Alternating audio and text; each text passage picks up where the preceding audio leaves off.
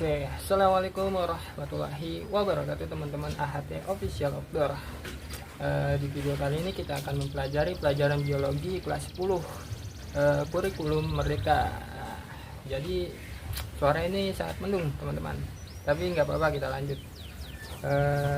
Materi yang akan kita bahas yaitu keanekaragaman hayati. Jadi pada keanekaragaman hayati ini kita akan membahas tentang sebab hilangnya keanekaragaman hayati dan juga usaha pelestarian keanekaragaman hayati. Jadi kenapa sih keanekaragaman hayati itu hilang dan juga usaha apa yang kita harus lakukan untuk pelestarian keanekaragaman hayati? Ayo mari kita bahas, walaupun cuaca sedikit mendung nggak apa-apa, tetap semangat.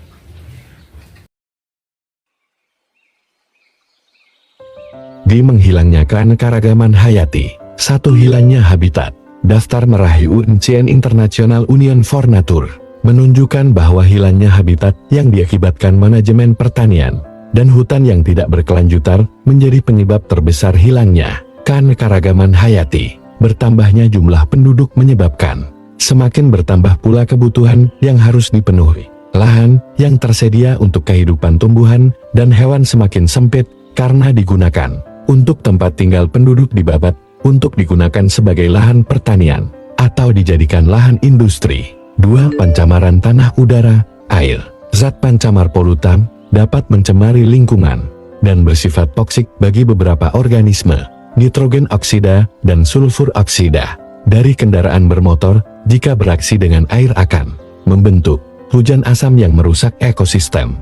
Penggunaan klorofluorokarbon CFT berlebihan menyebabkan lapisan ozon di atmosfer berlubang. Intensitas sinar ultraviolet yang masuk ke bumi meningkat dan menyebabkan terganggunya keseimbangan rantai makanan organisme. 3. Perubahan iklim. Salah satu penyebab perubahan iklim adalah pencemaran udara oleh gas karbon dioksida CO2 yang menimbulkan efek rumah kaca. Menurut Revan tahun 1995, efek rumah kaca meningkatkan suhu udara 1,3 derajat C dalam kurun waktu 100 tahun. Kenaikan suhu tersebut menyebabkan pencarian es di kutub dan kenaikan permukaan air laut sekitar 1-2 meter yang berakibat terjadinya perubahan struktur dan fungsi ekosistem lautan. 4. Eksploitasi tanaman dan hewan. Eksploitasi hewan dan tumbuhan secara besar-besaran biasanya dilakukan terhadap komoditas yang memiliki nilai ekonomi tinggi, misalnya kayu hutan untuk bahan bangunan dan ikan tuna sirip kuning untuk pencinta makanan laut. Eksploitasi yang berlebihan dapat menyebabkan kepunahan spesies-spesies tertentu, apalagi jika tidak diimbangi dengan usaha pengembangbiakannya. 5. Adanya spesies pendatang. Masuknya spesies dari luar ke suatu daerah seringkali mendesak spesies lokal yang sebenarnya merupakan spesies penting dan langka di daerah tersebut. Beberapa spesies asing invasif yang menguasai ekosistem. Contohnya ikan pelangi yang merupakan spesies endemik Danau Ayamaru, Papua Barat.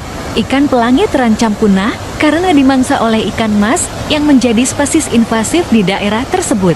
6. Industrialisasi pertanian dan hutan. Para petani cenderung menanam tumbuhan atau memelihara hewan yang bersifat unggul dan menguntungkan, sedangkan tumbuhan dan hewan yang kurang unggul dan kurang menguntungkan akan disingkirkan. Selain itu, suatu lahan pertanian atau hutan industri umumnya hanya ditanami suatu jenis tanaman monokultur, misalnya teh, karet, dan kopi. Kedua hal tersebut dapat menyebabkan menurunnya keanekaragaman hayati tingkat spesies. Usaha pelestarian keanekaragaman hayati. Tujuan pelestarian atau konservasi keanekaragaman yaitu menjamin kelestarian fungsi ekosistem sebagai penyangga kehidupan, mencegah kepunahan spesies yang disebabkan oleh kerusakan habitat dan pemanfaatan yang tidak terkendali, menyediakan sumber plasma nutfah untuk mendukung penebangan dan budidaya kultivar-kultivar tanaman pangan, obat-obatan maupun hewan ternak. Selanjutnya, konservasi keanekaragaman hayati dapat dilakukan secara in situ maupun ex situ.